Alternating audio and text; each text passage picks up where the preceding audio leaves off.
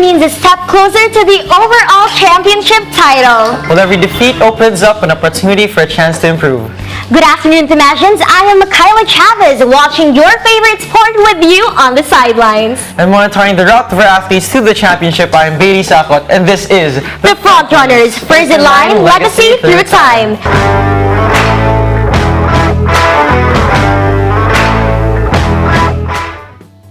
And now for this week's sports action. The UST Lady Tennisters continue their undefeated streak against conquering the De La Salle University in the UAAP Season 80 lawn tennis tournament.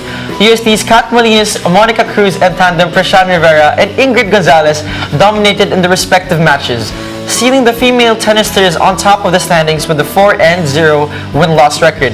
On the other hand, the UST male tennisters dropped with 2-4 record after being defeated by the defending champions University of the East.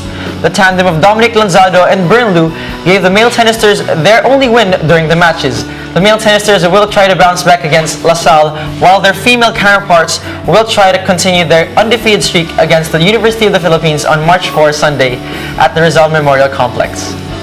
The UST Golden Booters topped the De La Salle University in the UAAP Season 80 football tournament last February 25 Sunday. Thanks to UST's strong start, the Golden Booters were able to hoist themselves up against the Archers in their match this season.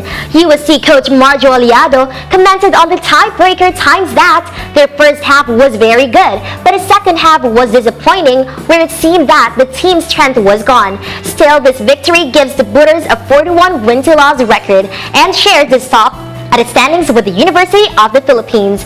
Their next game will be on March 1 Thursday against the University of the East at the Rizal Memorial Stadium. The UST Golden Sox faced their third straight loss after falling to the De La Salle Green Batters in their match last Sunday in the UAAP Season 80 baseball tournament.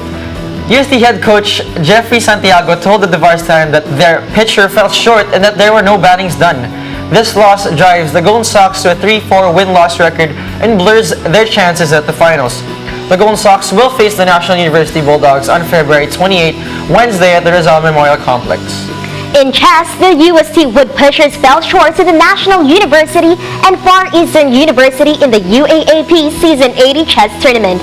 In the men's division, Peter Ablid failed to seal the win against NU's Ryan Magtabog. Michael Flores, however, defeats NU player Candeda. Meanwhile, on the women's division, Sayamir Villanueva and Mayan Alcantara lost their respective matches that day from FEU. The male Woodpushers currently shares the 5th place with the University of the East, while the female Woodpushers stays 4th in the standings.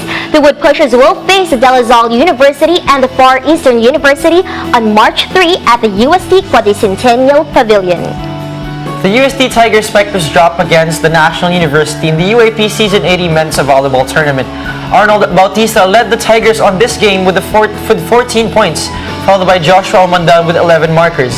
In an interview with the Varsitarian, UST head coach Oji Mamon said that they prepared for everything that happened in the game in the span of the week. It was not executed this time.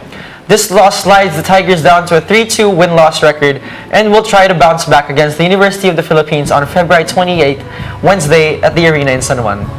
In women's division, the Golden Tigresses also fell against the University Bulldogs last Sunday at the Phil Oil Flying V Center. The Lady Bulldogs continue their undefeated streak at the expense of the Golden Tigresses at this game, pushing the Tigresses down with a 2-3 win-to-loss record. Still, USC's Cherry Rondina scored most out of both teams with 25 points. On USC's side, she was followed with Carla Sandoval with a double-digit 12 markers. The Tigresses will face the University of the Philippines Lady Maroons on Wednesday, February 28 at the Phil Oil Flying V Center. In basketball, Christopher Cantonos resigns as the UST Tiger Cubs head coach.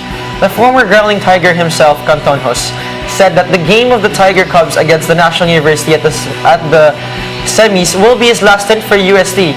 Cantonos was once the head coach position in Season 73 for the Growling Tigresses and Season 79 for the Tiger Cubs.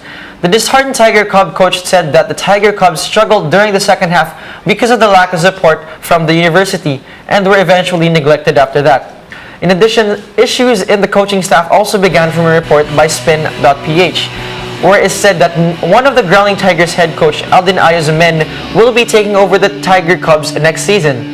More fuel was added to the growing flame when reporters say that Cantonos did not appreciate the newly named Growling Tigers scouting coach CJ Cancino, the Tiger Cubs.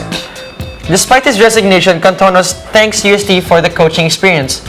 In a report by the Varsitarian, he said that it was his best experience and that the Tiger Cubs should keep playing and not prefer one coach over another.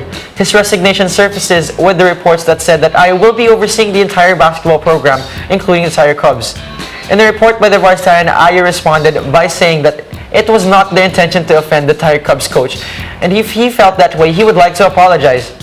Ayo also denied the plans to replace Cantonos, and he even said that he planned to include Tiger Cubs coach in his seniors coaching staff. Ayo also clarified that the UST Athletics moderator Rodrigo Sabuang had given him the go signal for the discussion between Ayo and King Tiger Cub Cancino to happen. The newly named Growling Tiger head coach is currently looking at the assistant coach Randy Alcantara to coach the Tiger Cubs. Alright, Baileys, talagang napakarami ngayong nangyayari sa UAAP. I know, Makaila, our athletes are experiencing their own wins and losses for the season, and challenges are just getting tougher and tougher. Pero Baileys, may bako last week we mentioned about the Goodwill Games opening, and since then, napakarami na ang mga nangyari. You're right, partner. At lahat yan dapat abangan ng ating mga viewers when we return here on The Frontrunners.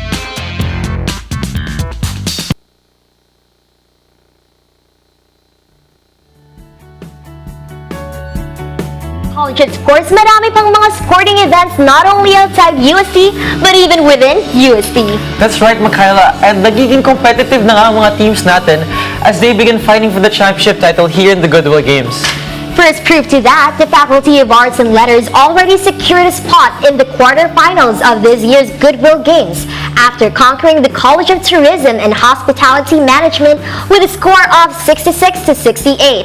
The Artlets earned their fourth straight win. Jan Ray Garrido led the Artlets with 18 points, while Nico Bahia followed with 15 points. In an interview with the Flame, Bahia expressed his happiness and said that they work hard for their win. Bahia added that they would continue improving their defenses in the upcoming games. The College of Education triumphed over the Graduate School in Tamashan Goodwill Games last February 27, Tuesday, with a nail-biter score of 60-58. The first quarter finished with a huge lead for the College of Education against the Graduate School that widened to more than 15 by the end of the first half, with 31-14 by the second half. Rojas from the Graduate School tried catching up the missed points by their team and scored more than a half for the Graduate School during the quarter. Rojas continued his scoring spree during the fourth quarter by sinking 13 more points that contributed to the 27 points earned by the Graduate School by the fourth quarter. This narrowed the gap set up by the College of Education during the first half but was not enough to topple the dominating college at first, ending with the College of Education with 2 more points to seal their win. Commerce buried the College of Rehabilitation Science in a huge lead, 86-51 in the Tamashan Goodwill Games last Tuesday, February 27. Throughout the game, the Commerce basketball team dominated in each quarter by a huge margin, not allowing the CRS team to catch up with the score. For every quarter, the Commerce team finished with a double-digit lead with 7-35, 18-53, 53-17, and 51-86, all with the Commerce team up front. John Russell Medrano and Miguel Salazar from Commerce led their teams to victory with 14 points each. Kin Santos followed with another double-digit with 11 points.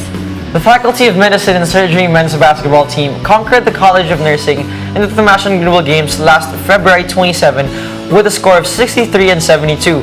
Gian Angeles from the Faculty of Medicine and Pharmacy led the team with a total of 16 points. The game started in favor of the College of Nursing with 20-15, led by Ty Tugs, 2 points, and Alphonse's 3 points. But Angeles from the Faculty of Medicine had thrown several successful threes that took the game away from the College of Nursing and to the Medicine team. During the fourth quarter, Alfonso from the College of Nursing sunk a succession of threes alongside the Retutual from the same team. However, both efforts were overturned by Medicine's Madrazo, who scored for the team during the rest of the game. Medicine's coach Louis Bautista said that the team's games with other medicine schools acted as a preparation for the Goodwill. He added that the team's experience and older age was also an advantage. Well, lumaban yung nursing, maganda naman. And medyo siguro pagod lang iba sa amin dahil galing sa duty yung mga JI. So yun, naging close game. Eventually nanalo kami. In women's basketball, the accountancy women's basketball team toppled the senior high school women's team at this year's National Goodwill Games last Monday with a score of 31-35, ending their first quarter with a tie. Both teams became more aggressive in trying to raise their points away from the opposing team. By the third quarter, despite the senior high school player Patricia Valencia's effort to get a lead for their team, accountancy's Alexis Velez and Maricar Bautista turned the tide towards their team and ended the quarter in favor of A&B's women's team. This lead gets carried on until the end of the game, thanks to Velez shooting a couple of back-to-backs and succession of free throws from Christine Ramos.